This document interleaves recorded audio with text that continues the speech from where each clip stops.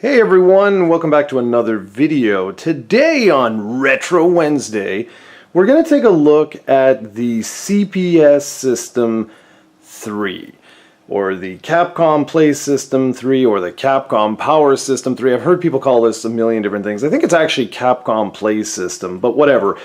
This was Capcom's last dedicated hardware before they would move on to things like the Taito 2 arcade board and other arcade boards, what have you.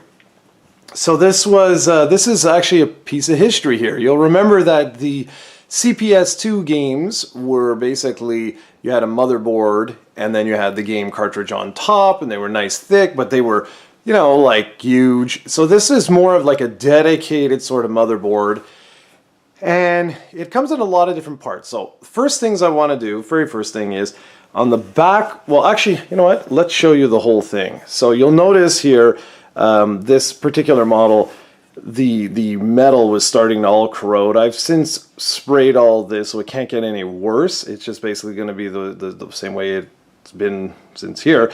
You have your kick harness here, you've got your JAMA connector here, and then you've got for stereo out, and it's surrounded in this like metal shell. You'll see you can put something here, you've got some sort of dial here, and you've got a reset switch in there. And then if I were to just, you know, turn this all around, pretty much you've got what appears to be like a Molex cable and an IDE port here. Wonder what that's all about too. So let's go ahead and take this off. You'll notice right here there was a screw, which is right there. You just need a standard Phillips or Star screwdriver to take that off. And so yeah, it's not really hard. There you go. It's basically a protective, it's a protective shield. So here you go, you have a much nicer look at the inside of the unit here. So we have a few things, I'll walk you around. This is for the RAM for the games. You've got your reset switch here, and you've got a volume dial here. And that's pretty much all she wrote. Okay, I'm not going to get into the specifics here, but I just wanted to give you a little overview. You'll notice this one has definitely been modified and or repaired. You can see right here, there's like a little wire going with some glue and stuff, but this does work. This bad boy works. Now, not only did you get the motherboard, but there was something very important that you also got with this. So let's move that over there. And something very important, you got this. And this is a standard CD drive. And you would take the IDE cable right here and throw it into the back on the other side. And then you'd need a Molex cable like this in order to power the thing up. Pretty good, eh? So that's basically a complete CPS 3 system right here. Now this particular one, I have used the dark soft, I don't know what you call it, BIOS I guess, because here's the deal guys. You'll remember with the CPS2 that there were suicide batteries that you had to change every so often. Yes, you could Phoenix the games to bring them back to life. Well, that same sort of security technology was brought over from the CPS2 onto the CPS3. And Darksoft and I forget, there was more than just Darksoft, but anyways, worked on this workaround to basically remove encryption and things like that. So here's the real way the games work. So let's say I have here, I have Street Fighter 3 Second Impact, okay? So the way this would work is inside this, there is a suicide battery right here, or there, I don't remember which side it's on, okay?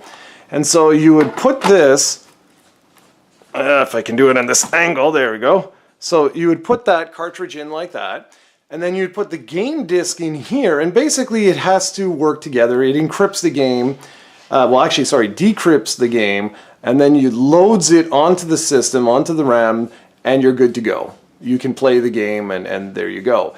The thing is, it's one thing to solder the batteries onto the CPS2 games, but it's something else to constantly have to take these things apart. Let me just grab it out. All right. You know, having to remove the screws, take this out, work on a little thing, put on a battery. I mean, you can do it by, like, sure. But here's the thing. There were only 6 games ever released on this particular platform. So that means you need 6 security cards, 6 CDs, and this layout you see right here. And I was like, there's got to be another way. There's got to be an easier way. It's 6 games. I don't want to have to do this. You know, it's one thing for my CPS2 collection. It's a wide assortment of games. But for this, I'm like, there's got to be something handy because I'm not going to play this as frequently as CPS2. And there is. And this is where the Darksoft Super BIOS comes in. No batteries, okay? You don't need batteries. All you got to do is you take this, you plunk this down here, and since I'm going to be recording footage any minute now, I'm going to leave it in there, and then you would put games here. They're essentially ROMs. It's the exact same game, but you get them on like a CDR type of thing like this, and these are not like bootleg or like ROM hacks or anything like that. No, these are the real games. But what's done is the encryption has been removed. So what you can do is you can actually say, okay, I want to play, say, you want to play this. You want to play Street Fighter 3 Second Impact, okay? Well, all you got to do is once this boots, you select that game, put in the appropriate disk, and it will flash onto the system, and it'll load, take like half an hour or so to do. And you're good to go. You've got yourself your game. So this particular hardware, unfortunately, was right at the dying days of arcades. So it houses just a couple of games. Like I said, 6 games. You've got the Street Fighter 3 series and 3 other games. And I'm not going to tell you what those are because I would rather you see them in the reviews. So we're going to be reviewing all 6 games over the next 6 weeks. And right now what I'm going to do is I'm going to connect all of this up and just give you a very quick overview of some of the features that the Darksoft Super BIOS has. I mean, it's very, very basic stuff, just showing you that you just load a game, something really, really simple. Alright guys, so that's just a very quick overview. If you're looking to purchase one of these things, just make sure it works. That's the key thing here. And make sure that you get everything here. You can always buy an IDE cable or a Molex cable. That's not the end of the world. And I guess in theory you could probably purchase just a CD drive. I've never actually tried it. But if you want to do the Darksoft mod, it's with the RAM here. You're going to have to make sure you buy a specific game that has all the RAM that's required in order to run all the different games. There's a lot of information out there. I don't pretend to be an expert on any of this. So anyways, that's pretty much it. That's a big overview. It was a really great piece of hardware. It just came out at the wrong time, and it was the end of arcades in North America, which was really sad and depressing. Anyways, let's go ahead and boot this bad boy up. So when you first boot up the system, this is exactly what you'll see. If you press the start button on player 1, you're taken into this particular screen. And I'm just going to go into the rewrite new game, and you'll see there's all the different games there. When you see Third Strike A and B, it's because there was a revision done to Third Strike, and they're all included here. So you just pick the game you want. And that's pretty much it. You just have to make sure that the game disk will have obviously the content on it, and it writes it to the motherboard.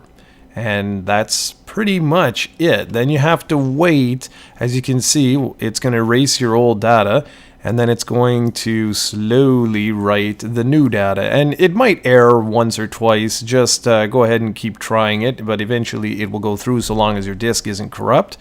And that's pretty much how the Darksoft system works. Now, we're not obviously going to wait 40 minutes here. I'm just going to edit this, and away we'll go. Now you'll notice that we're at 98%. And I wanted to show you just very quickly what happens as you go through here once it hits 100%, because it's kind of neat. And you only have to do this every time you want to rewrite a new game, but that's completely normal. Alright, So it says 9 seconds, 8, 7, 6, 5, 4, 3, 2, 1. Come on, let's go. Okay, there you go. So you get to this particular screen where you can actually pick or select the different regions. So Japan, Asia, Euro, USA, Hispanic, Brazil, and Oceania. So take one guess which one I am going to select. And you're right. That's exactly the one I'm going to select. It will be USA. Okay, so then you get the dark soft menu here telling you what game you have. Then it basically boots up, so you get the warning, the logo, and all that. So that's pretty much the way this works. But there's also the test menu that each one of these games has, and I'm going to show you that right now. So here's your generic test menu, and you have all your different settings like you'd normally expect to find.